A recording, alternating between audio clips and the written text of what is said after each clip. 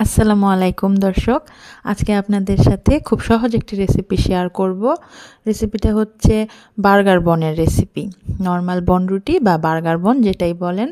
Burger তো আমরা কিনেই খাই সাধারণত, কিন্তু ঘরেও এটা খুব সহজেই বানানো যায়। বাচ্চাদের আবদার মেটানোর জন্য খুব সহজে চাইলে আমরা ঘরেই এটা বানাতে পারি। চলুন দেখা যাক কিভাবে বানাচ্ছি। প্রথমে আমি 2 কাপ পরিমাণ ময়দা নিলাম, তারপরে ইস্ট নিয়ে নিচ্ছি, অর্গানিক কোম্পানির ইস্ট। কৌটার চিপি দিয়ে 1 চিপি পরিমাণ নিলাম, তারপরে লবণ নিলাম 1 চামচ পরিমাণ, তারপরে নিব হচ্ছে চিনি 1 চামচ, মানে বড় চামচের 1 চামচ ভরে চিনি দিব। মানে আমি 2 বারে, মানে আমি মেপে দেইনি কিছুই, মানে খুব সাধারণভাবে আপনাদের সাথে শেয়ার করছি যেভাবে আমি ঘরে সাধারণত বানাই। আমার নর্মাল পাতিলের মধ্যে আমি বানাচ্ছি। এখানে অল্প একটু গুঁড়া দুধ অ্যাড করছি একটু টেস্ট ভালো হওয়ার জন্য, যেহেতু আমার বাচ্চার জন্য বানাচ্ছি। এখানে সয়াবিন তেল দিব, সবই দেখিয়ে দিচ্ছি খুব ঘরোয়াভাবে, একদম সাধারণ, মানে মাপঝোঁক এত হাঙ্গামার কিছু না, খুব সাধারণভাবে বলছি। আমি একটু অন্যভাবে রেসিপিটা শেয়ার করছি। আমি অনেক ভিডিও দেখেছি, অনেকেই ইস্টটা অন্যভাবে অ্যাক্টিভ করে বা ইস্টটা মানে ডোর সাথে মিশায়, মানে বিভিন্নভাবে মিশায়, অনেকে অনেকভাবে মিশায়, কিন্তু আমি আজকে একদম অন্যভাবে দেখাচ্ছি। এটা অনেকটা হচ্ছে আমরা যেভাবে ময়দাতে ময়ান দেই, পুরি সিঙ্গারার মানে ডো যেভাবে বানাই, সেভাবে আমি ইস্টটা মিশাই সবসময়, তাহলে ইস্টটা খুব পারফেক্টলি অ্যাক্টিভ হয়। আমি এটা নিয়েছি ইনস্ট্যান্ট ইস্ট, যেটা মানে অ্যাক্টিভ ড্রাই ইস্ট যেটাকে বলে, সেটা নিয়েছি। সেটা আমি ময়দা ময়ান দেওয়ার মতো করে মিশিয়ে নিলাম খুব সুন্দরভাবে, মানে ঠিক যেভাবে আমরা সিঙ্গারার ডো কিংবা মানে পুরির ডো বানাই, ঠিক এভাবেই আমি ইস্ট, চিনি, লবণ, তেল সব কিছু নিয়ে ময়ান দিচ্ছি খুব ভালোভাবে ময়ান দিয়ে মানে মিক্স করে, তারপরে আমি আস্তে আস্তে এটার সাথে পানি অ্যাড করব। দেখতেই পাচ্ছেন আমি খুব স্লোলি এটা ময়ান দিয়ে নিচ্ছি।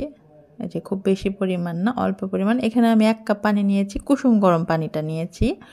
1 কাপ পানি লাগবে, আমি আন্দাজ করেই নিয়েছিলাম, কিন্তু পরে দেখলাম 1 কাপেই হয়ে গিয়েছে, পারফেক্ট ডো তৈরি হয়েছে। এই 1 কাপ পানি আমি আস্তে আস্তে মিশাবো, ডোটা আস্তে আস্তে তৈরি করব। মানে বনরুটির ডো তৈরি করার জন্য আপনার মানে মানে মেইন টিপস হচ্ছে আপনাকে ডোটা প্রচুর পরিমাণে মথতে হবে। মানে যত বেশি আপনি ডোটাকে ডলবেন হাতের তালু দিয়ে, তত বেশি আপনার বনরুটিটা তুলতুলে হবে। এছাড়া আর কোনোই মানে ট্রিক্স নেই এখানে।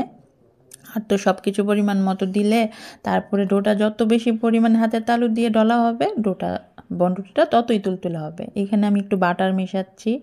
বাটার দিলে কি হয়, একটা মানে আরও তুলতুলা ভাব হয় এবং স্মেলটাও ভালো আসে। অল্প পরিমাণ, যেহেতু বাটারের অনেক দাম, খুব অল্প পরিমাণে বাটারই এখানে নিয়েছি। যতটুকুন এখানে নিয়েছিলাম ততটুকুনও লাস্টে ব্যবহার করিনি, আবার একটু তুলে রেখে দিয়েছিলাম।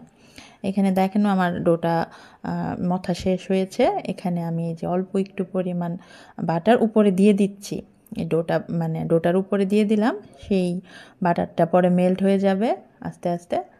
এই যে তারপরে ডোটা রেস্টে দিয়েছি ঢেকে, একটু গরম মানে চুলার পাশে কিংবা ওভেনটা একটু হিট করে 1 মিনিট ওভেনের ভিতরে রেখে দিলেও সুন্দর হয়। এখানে ডোটা পারফেক্টলি হয়ে গিয়েছে আমার রেডি। 1-1.5 ঘন্টার মতো রাখা ছিল। আমি ডোটাকে ভাগ করে নিলাম, 6টা ভাগে ভাগ করে নিলাম। তারপরে এভাবে যেভাবে ভিডিওতে দেখাচ্ছি, এভাবে আস্তে আস্তে একটা শেপ দিয়ে নিব। শেপ দিয়ে এদিকে আবার আমি রান্নাও করছি, মানে আমি ডোটা বানিয়ে রেখে তরকারি আর ভাত রান্না করতে যতটুকুন টাইম লেগেছে, ততটুকুন সময় আমার ডোটা রেস্টে রয়েছে। এখানে আমি 6টা বন তৈরি করেছি।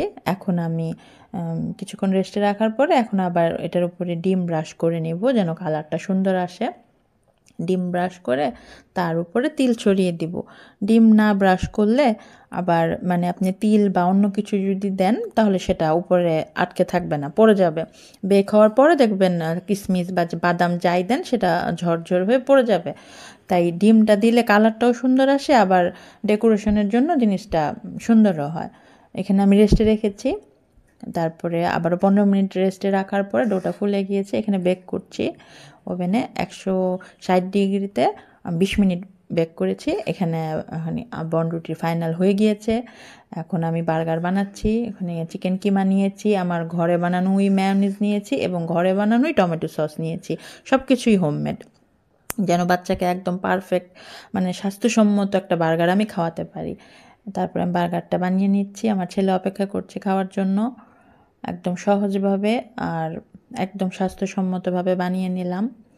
সব কিছুই মানে একবারে তো সব বানানো যায় না। দুপুরবেলা কিমাটা বানিয়েছি, বিকালবেলা বনরুটিটা বানিয়েছি, মেয়োনিজটা সকালবেলা ব্লেন্ড করে রেখেছিলাম। মেয়োনিজটা আবার এখানে আবার ডিমের মেয়োনিজ না, আমি গরুর দুধ দিয়ে মেয়োনিজ বানিয়েছি। সব কিছুই আমার নিজের হাতে বানানো। তারপরে এখানে বার্গারটা বানিয়ে রেডি করলাম। এই হচ্ছে ফাইনাল লুক। আপনারাও বানিয়ে খাবেন আশা করি। এখানে যে আমার ছেলে আর আমার ছোট ভাই বসে খাচ্ছে।